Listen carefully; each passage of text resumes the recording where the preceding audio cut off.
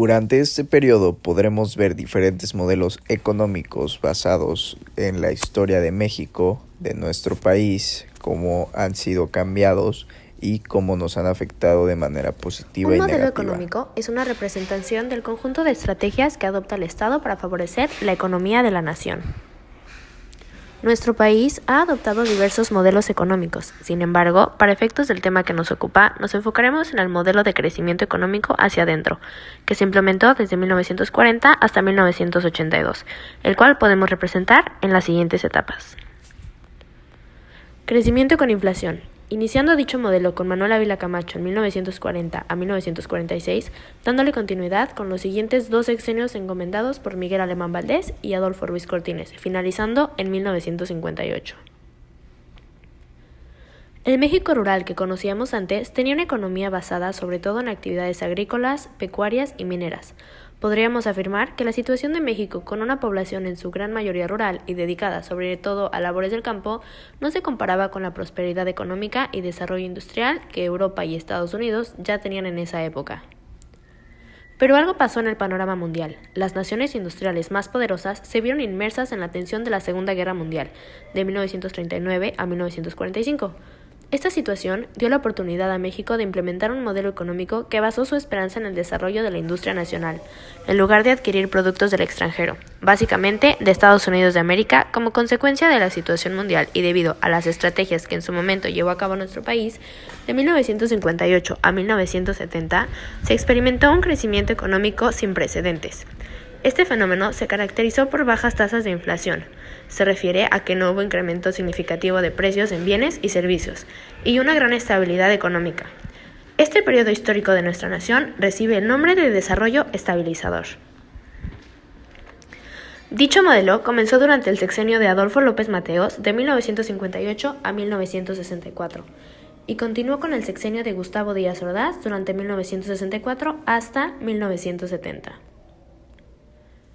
La etapa de crisis y agotamiento fue partícipe en el sexenio de Luis Echeverría Álvarez de 1970 a 1976 y de 1976 a 1982 con José López Portillo. El milagro mexicano fue una etapa que surgió en 1940, en la cual la economía de México se vio fuertemente impulsada mientras sucedía la Guerra Mundial. Se caracterizó por ser de un crecimiento sostenido y fue el cambio hacia la información de una nación moderna e industrializada. Los factores que propiciaron la etapa de crisis y agotamiento fueron principalmente la inflación, la estrategia exportadora, la estrategia contra la inflación, el tipo de cambio y la balanza de pagos, turbulencias políticas y vulnerabilidad económica, la liberación de las tasas de interés y la privatización bancaria. El movimiento estudiantil de 1968 no tuvo en las contradicciones económicas su motivación principal o determinante.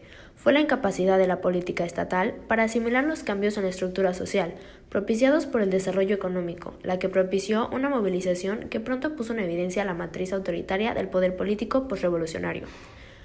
El reclamo que pretendían maximizar quienes se dirigían al Zócalo tenía que ver con la brutal intervención policíaca en un pleito menor en que se enfrentaron estudiantes de las vocacionales 2 y 5 del Instituto Politécnico Nacional contra alumnos de la preparatoria particular Maestro Isaac Ochoterena, incorporada a la UNAM.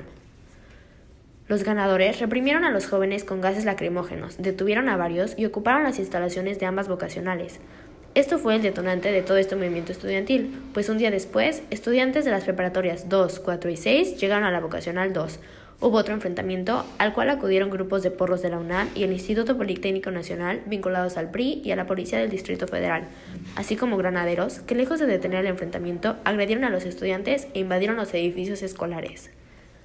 Luego de varios pronunciamientos públicos, el CNH presentó su pliego petitorio. Estos puntos fueron cambiando hasta quedar conformados así.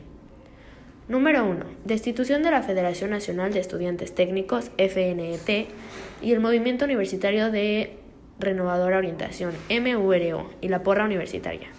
Número 2. Expulsión de los estudiantes, miembros de las agrupaciones mencionadas en el punto anterior y del PRI. Número 3. Indemnización del gobierno a los estudiantes heridos y a los familiares de los muertos. Número 4. Excarcelación de todos los estudiantes detenidos. Número 5. Desaparición del cuerpo de granaderos y otros grupos de recepción. Y número 6. Derogación del artículo 145 del Código Penal. Durante 100 días, los estudiantes hicieron suyas las calles de la ciudad.